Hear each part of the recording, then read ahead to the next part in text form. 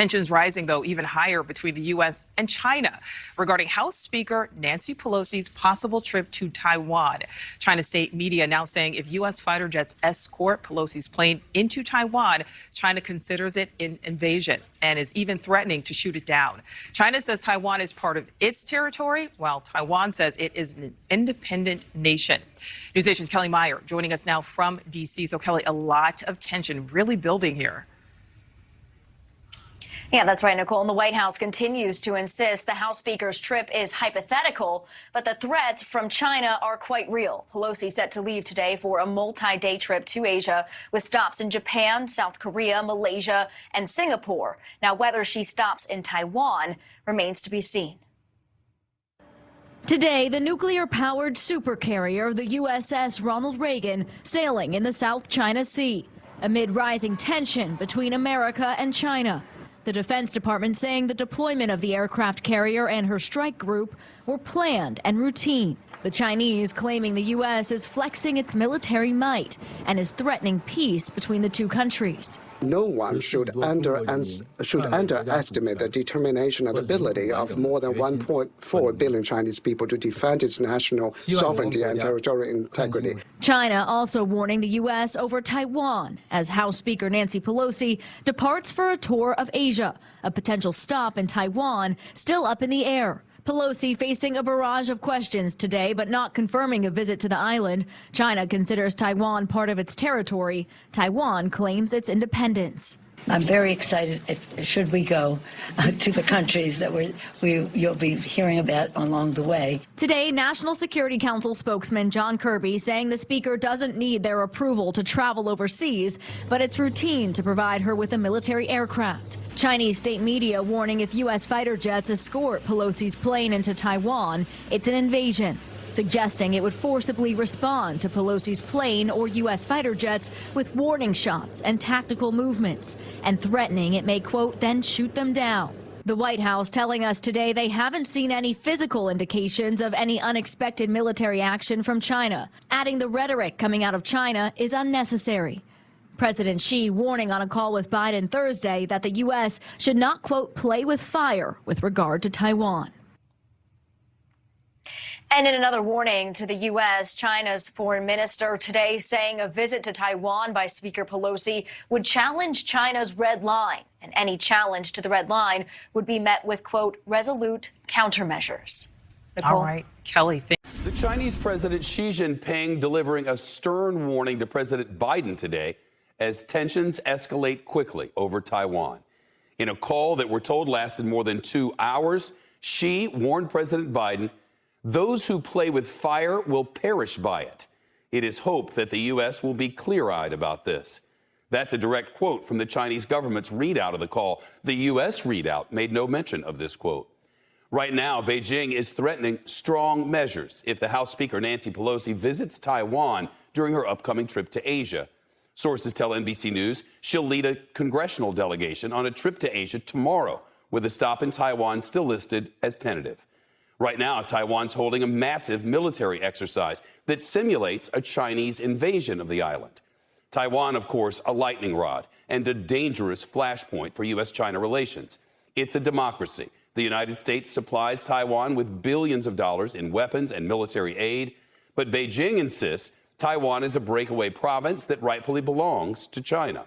President Xi has vowed to reunify with Taiwan, and a drastic Chinese military buildup has raised fears that Beijing might be preparing for an invasion. The White House says Presidents Biden and Xi had a direct and honest discussion about Taiwan, and that Mr. Biden underscored that the U.S. opposes any changes to the status quo with Taiwan. Let's turn to Michael. Taiwan is conducting its largest ever military drills, which simulate the repulsion of an invading force.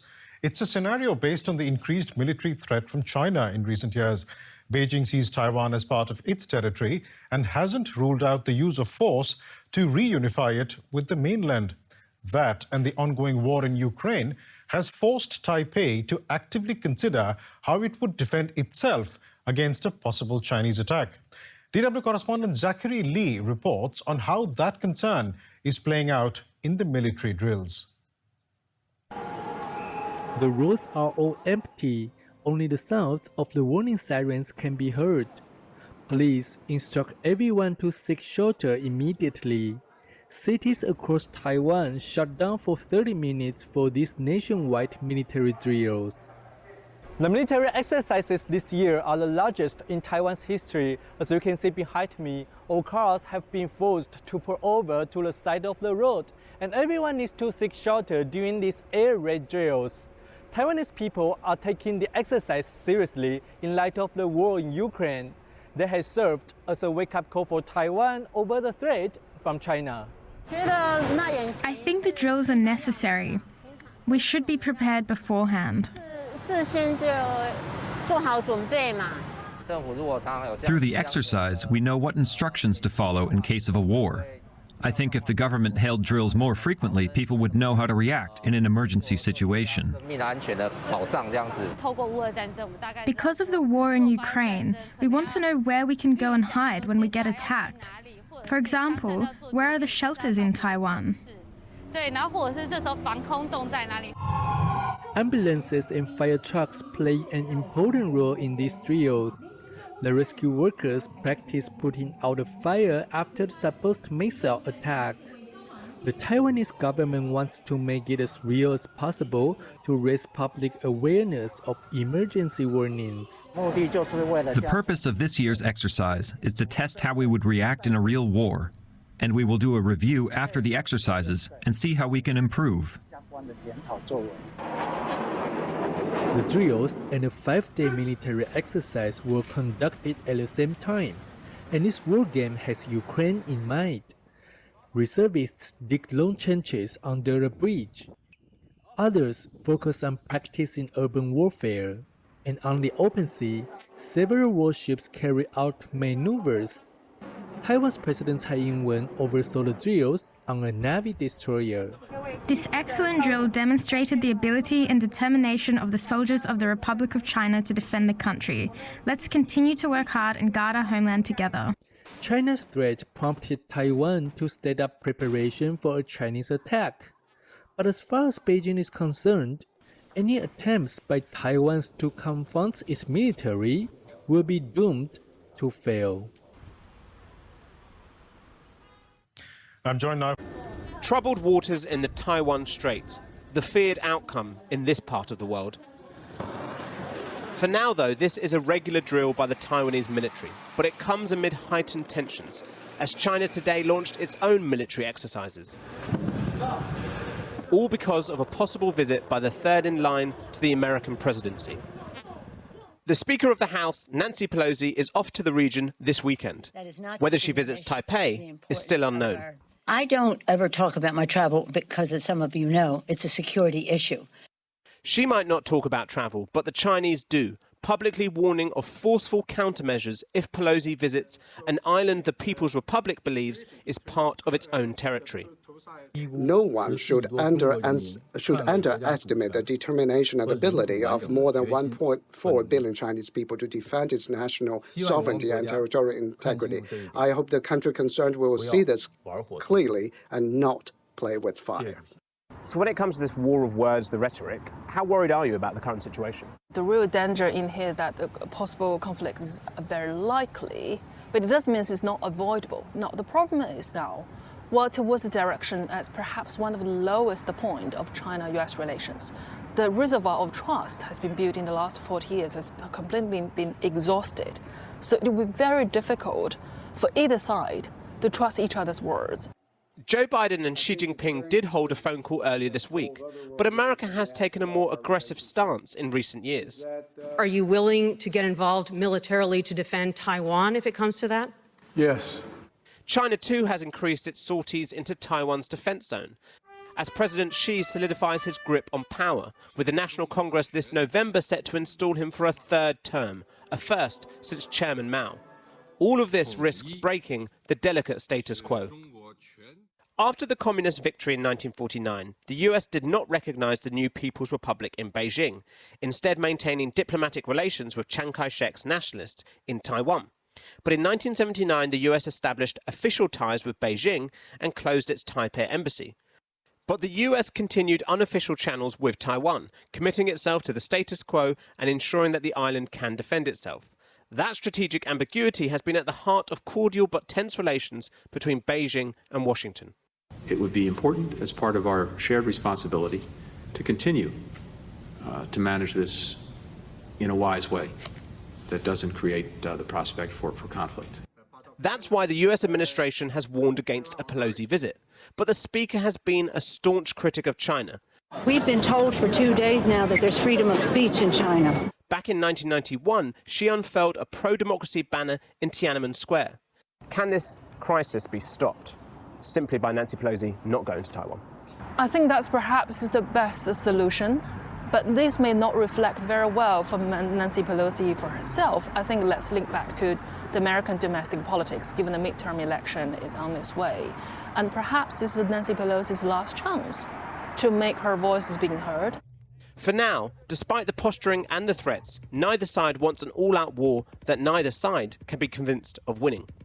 But the strategic ambiguity of the status quo feels like it can only last so long, given President Xi wants a unified China by 2049.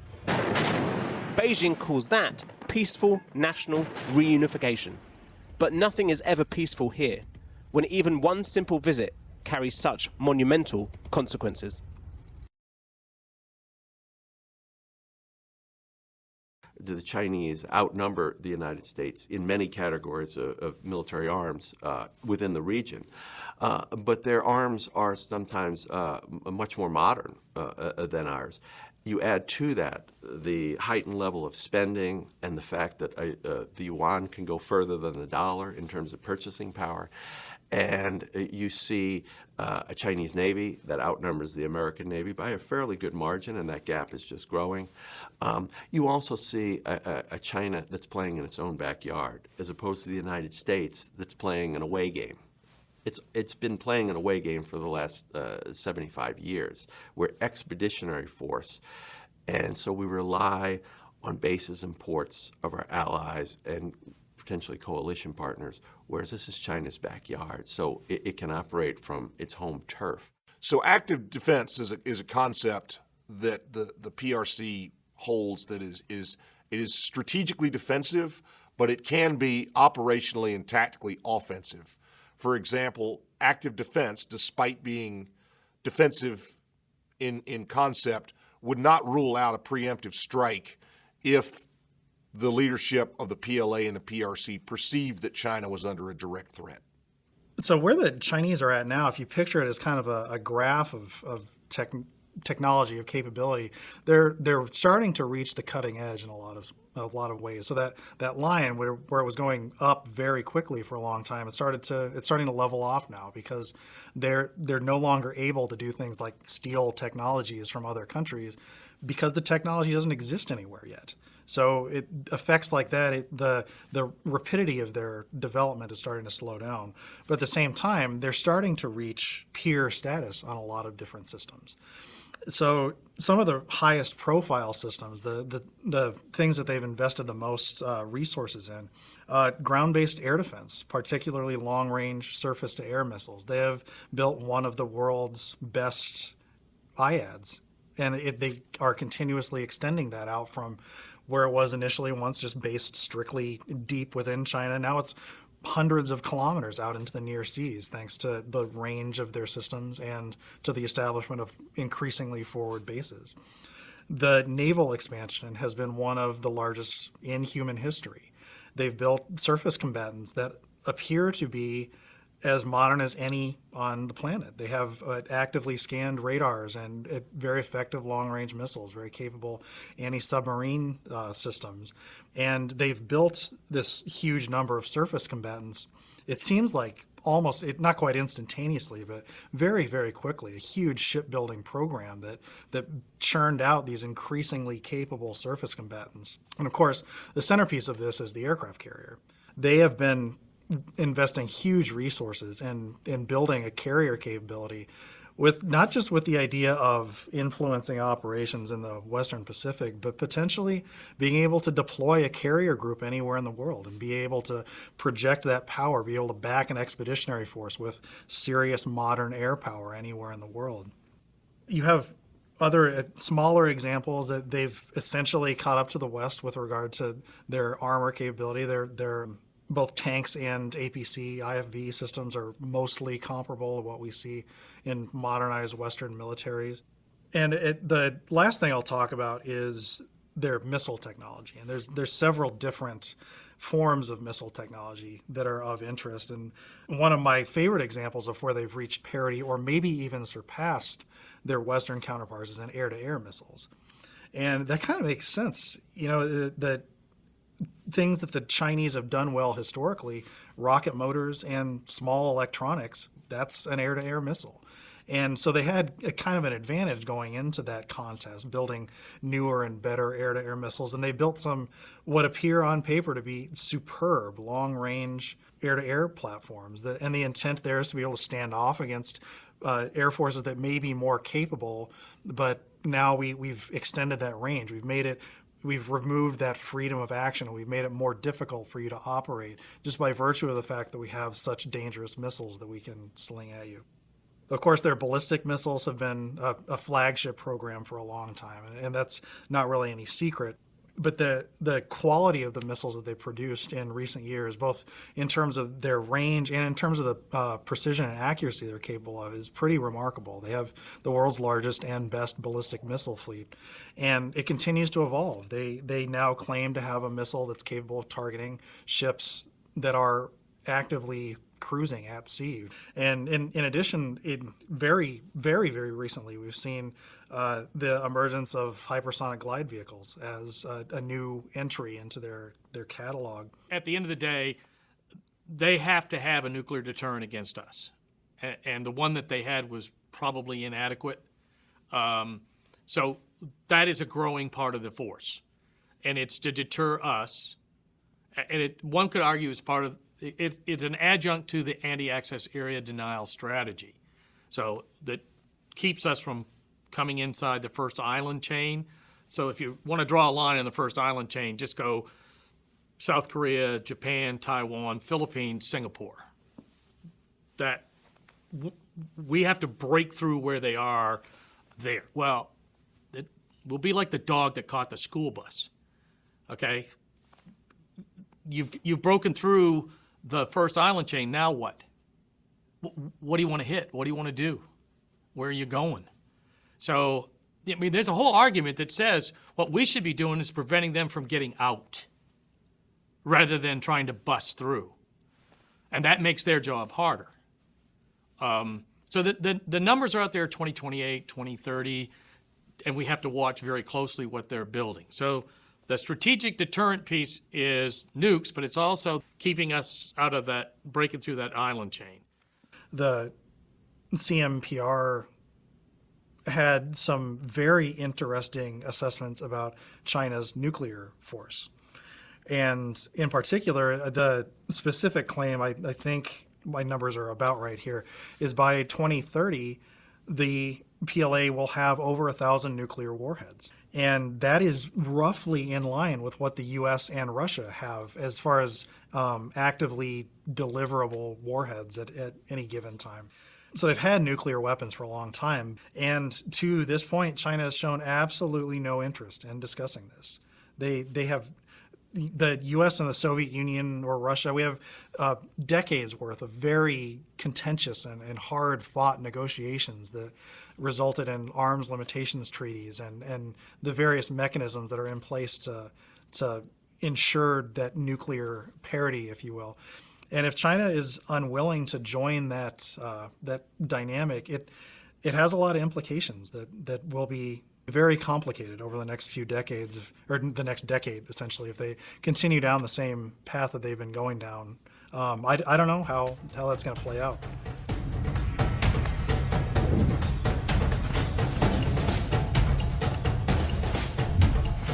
America is behind the power curve with regard to learning about China. It needs to get smart about China yesterday. there was a major problem with the education level in the force, particularly with regard to China. There was still some legacy knowledge about the Russians going back to the Cold War, and lots of people got very familiar with the Red Army during the Cold War, and so that ended up being the model that we were given. We want to create a body of knowledge in the force today that is just as good as it was back during the Cold War. So the new ATP will be infinitely useful for familiarizing the U.S. Army with Chinese tactics. It's important to remember that when we last looked at large-scale combat operations, that was in the 1990s, the outgrowth of the Cold War. The mindset of the adversary that we prepared against was predominantly Russian in scope, in structure, in mindset. And the Chinese think differently, they operate differently than do the Russians. And it's important to begin that process of familiarizing the U.S. Army with the People's Liberation Army, how it operates, how it thinks, from where does it draw its doctrine, because they're a completely different animal than the Russians. The ATP, I hope, is something that is accessible. Particularly, when I was writing it, I had a couple of groups in mind. Number one, I had the Brigade S2 in mind. And so this is lieutenant or captain, junior officer who they are responsible for replicating the threat in anything that brigade or battalion or whoever, any exercise, any training event that they're doing, they're the ones replicating the threat. And hopefully they are able to read this and replicate a Chinese tactical level echelon with a lot of accuracy, with a lot of confidence. Tactical systems warfare principles make an interesting comparison with U.S. Mission Command. What the PLA tries to do in combat is to break down your network. They want to take out your communications. They want to take out vulnerable nodes so that enemy combat forces, from the PLA's perspective, are out there by themselves, isolated, cut off, unable to communicate, unable to receive logistical resupply, and see no point in further continued action. And in that, the PLA has two main tenets. They want to build and maintain their own system and network of warfighting functions, and they want to attack and reduce vulnerable nodes in the enemy's warfighting system. It's not necessarily focused on attriting the enemy's combat power as it is breaking down the enemy's network and rendering the enemy unable to believe that they have a chance for victory. We don't know China and Russia today just as well as we knew the Soviet Union back in the 1980s. And that's really what the ATP turned into. As much as it's a model of how to build an op for, it's also intended to educate the force on what's going on with China and how to adequately replicate everything about China, not just tactics, but the strategy, the mindset, the doctrine, and concepts and all of that stuff. So that's really what the ATP turned into over the period of its development. So in 2016, Xi Jinping completely reformed the PLA. The structure that it had had, built on a Soviet model for 70 years previously, was changed. And they introduced the concept of the Combined Arms Brigade and the Combined Arms Battalion. And both of these were fairly new organizations. They did have these brigades and battalions before, but they were single function, single branch. And they introduced the idea of combined arms at a much lower echelon than they had before. And they completely did away with the division as a combat echelon. They still have a few in ceremonial-based units. But the Combined Arms Brigade, for the first time, introduced maneuver, fires, engineers, chemical defense, all into one organization at one echelon. And they made the brigade level immediately underneath what they call a group army, which is their equivalent of a U.S. Corps. These organizations, compared to a U.S. brigade combat team, are slightly larger because they tend to have 4 to 5 maneuver battalions instead of 3. But those individual battalions are a little bit smaller in terms of their composition. Interestingly, under the old system, battalions didn't have staffs. You had a commander, the commander had a commissar, and there was usually, they call it a master sergeant, but analogous to our sergeant major. Now you've got these embryonic battalion staffs at these combined arms battalions, because now you push combined arms down to the battalion level. And 3 people is not nearly enough to manage an organization where you have maneuver, you have fires, you have air defense, engineers, all under the same 05 level organization. So they're remodeling themselves to look like us. And I think that's important for the officers attending CGSC to understand that they see us as the model to which they want to aspire.